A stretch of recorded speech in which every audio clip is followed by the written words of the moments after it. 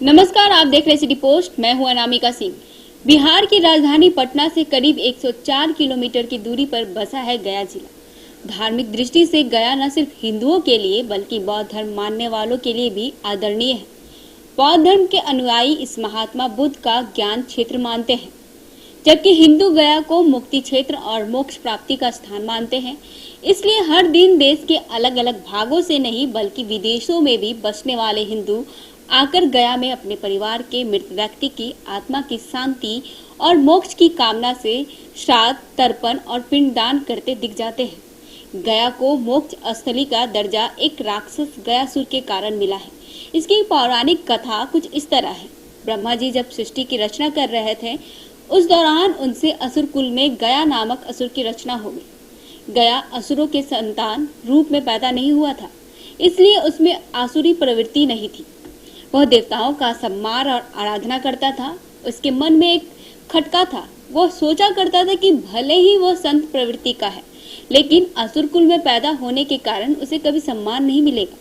इसलिए क्यों ना अच्छे कर्म से इतना पुण्य अर्जित किया जाए ताकि उसे स्वर्ग मिले। गयासुर ने कठोर तप से भगवान श्री विष्णु जी को प्रसन्न किया।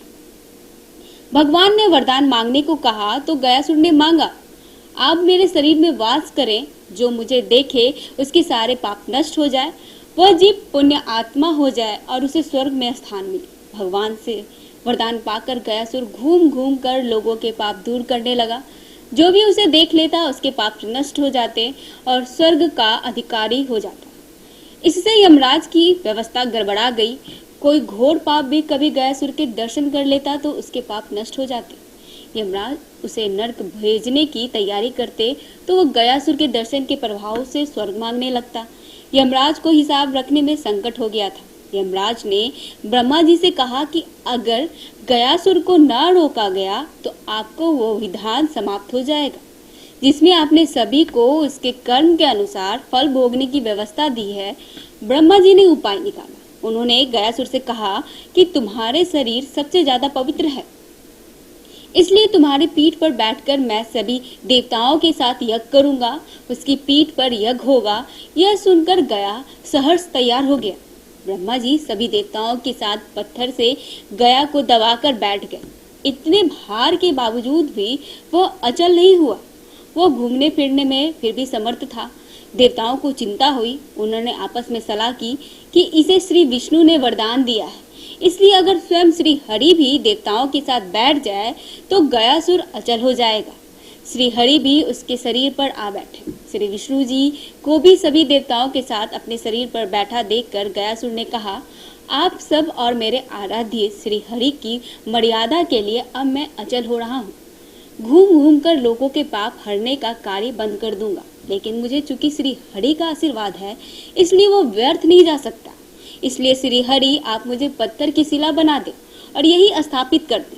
श्री हरि उसकी इस भावना से बड़ी खुश हुई।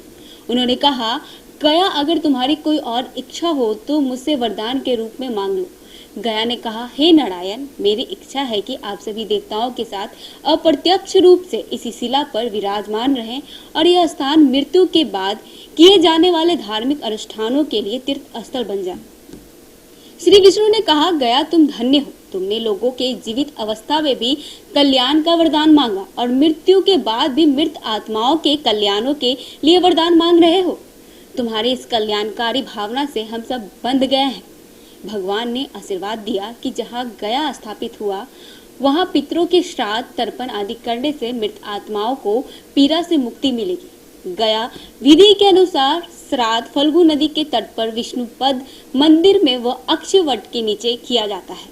वह स्थान बिहार के गया में हुआ जहाँ श्राद्ध आदि करने से पितरों का कल्याण होता है।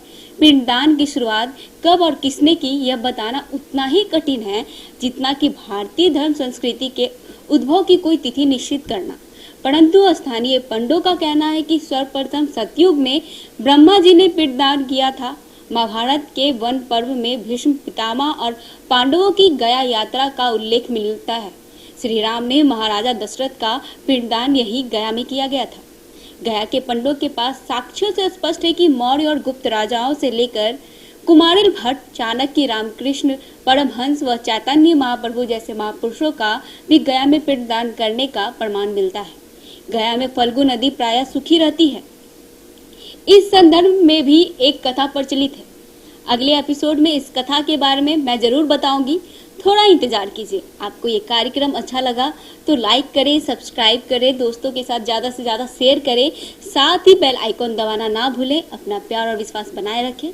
धन्यवाद। क्या आप जानते हैं कि घर बैठे आप अपनी स्वास्थ्य समस्याओं का सलूशन पा सकते हैं सॉफ्टकेयर मोबाइल ऐप के द्वारा। अधिक जानकारी के लिए आप संपर्क कर सकते हैं। हमारे फोन नंबर्स हैं 9472981111, 9472982222। Softcare app, solution at your finger tips.